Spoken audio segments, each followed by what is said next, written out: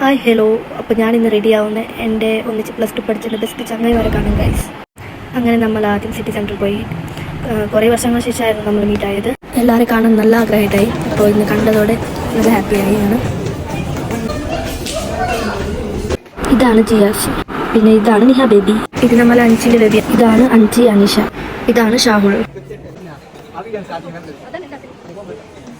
അങ്ങനെ ഞാനും അനീഷയെ കുറച്ച് ഫോട്ടോ വീഡിയോസ് ഒക്കെ എല്ലാം എടുത്തു.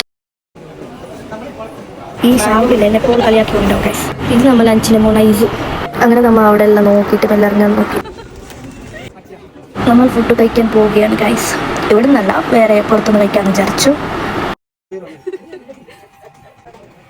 നമ്മൾ മന്തിയാണ് കഴിക്കാൻ വന്നത്, പക്ഷേ അവിടെ മന്തി ഉണ്ടായിട്ട് അങ്ങനെ നമ്മൾ ബിരിയാണി കഴിച്ചു. അത്യാവശ്യം നല്ല ബിരിയാണി ആയിരുന്നു.